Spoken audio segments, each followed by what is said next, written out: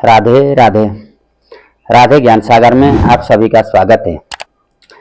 आइए आज हम चर्चा करते हैं एक विशेष दिवस के उपलक्ष्य में, जो कि हमारे हिंदू सनातन धर्मावलंबियों का वर्ष में एक बार आने वाला श्री गणेश चतुर्थी के नाम पर्व के नाम से इस दिन को जाना जाता है। और आज हम इसी पर्व के विषय में कुछ चर्चा करते हैं, भगवान गणेश जी के विषय में।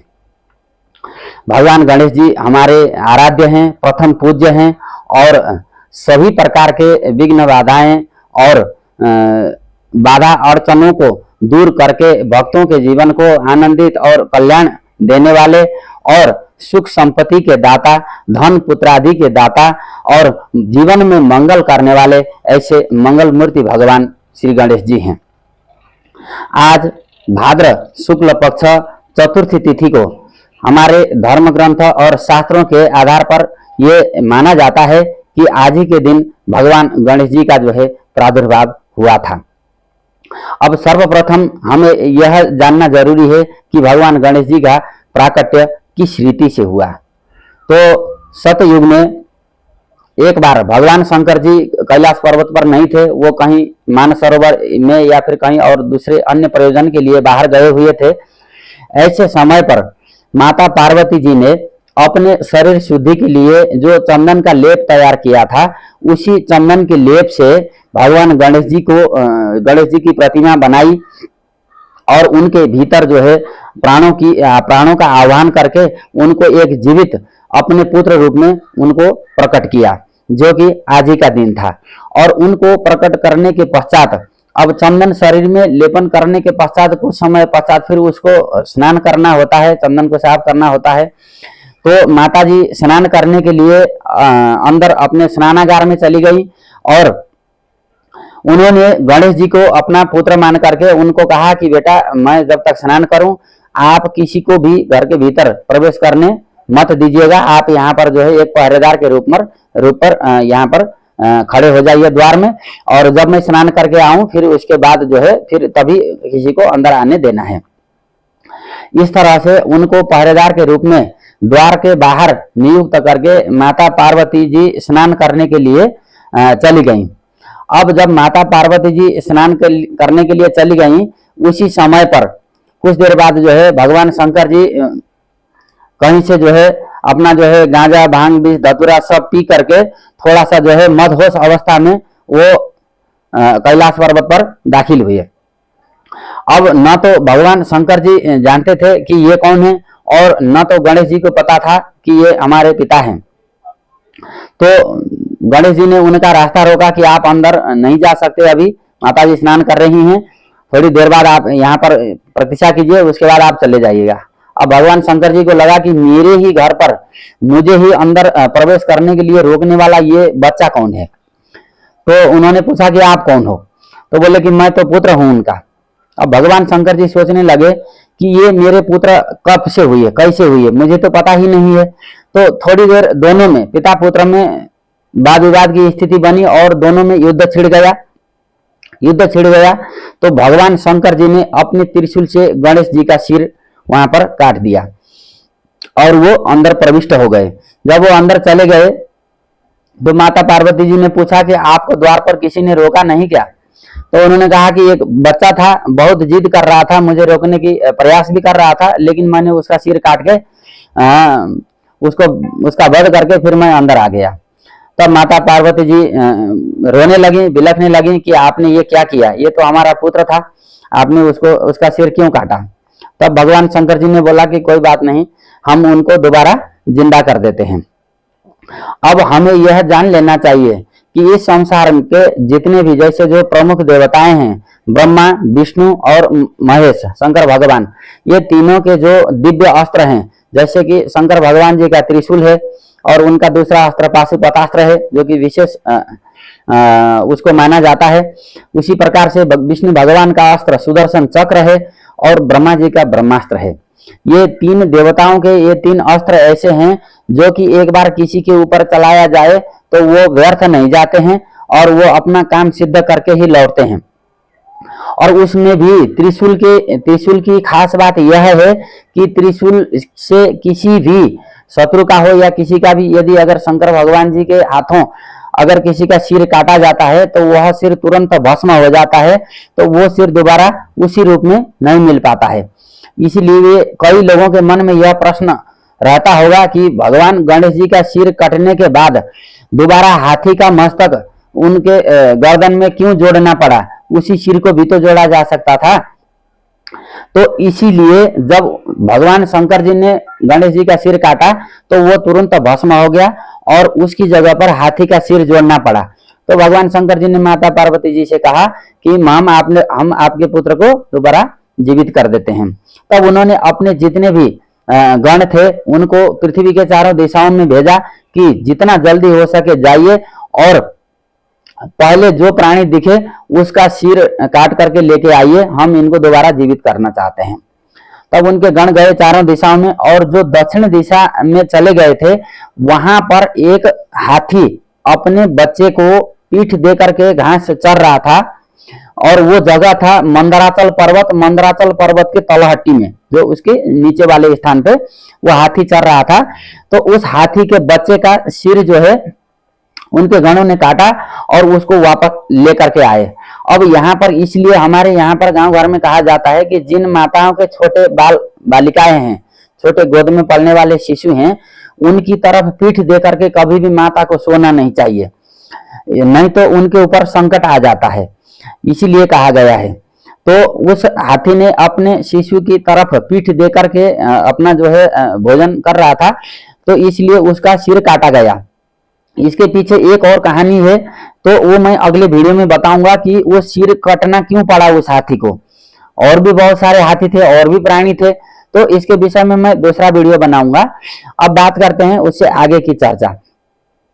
तो भगवान शंकर जी जब वो सिर को लेके आए उनके गण, फिर ब्रह्मा विष्णु है ना,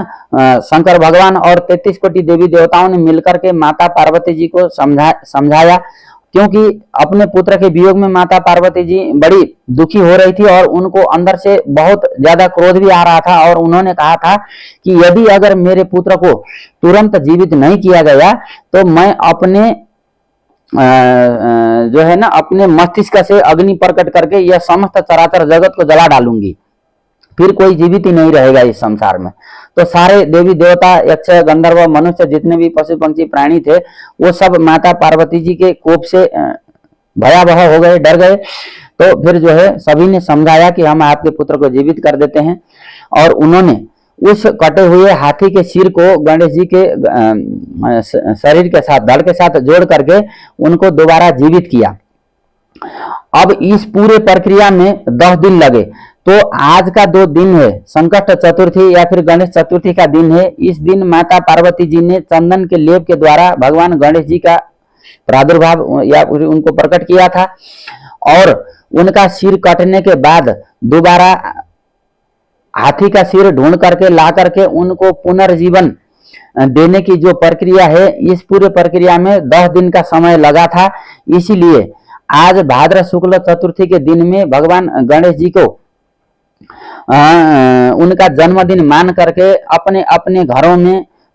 भगवान गणेश जी की जो है विधिवत स्थापना करके, प्राण प्रतिष्ठा करके और 1650 पूजन सामग्रियों के माध्यम से उनको पूजा जाता है। और खास करके भारत के जो महाराष्ट्र और कर्नाटक जैसे जो राज्य हैं, यहाँ के लोग भगवान गणेश जी के लिए बहुत ही विशेष व्यवस्था करते हैं। उनके लिए बढ़िया एक चौकी का निर्माण होता है, उसके ऊपर शुद्ध और सुंदर वस्त्र रख दिया जाता है, पूरे कमरे को फूलों से, पत्तियों से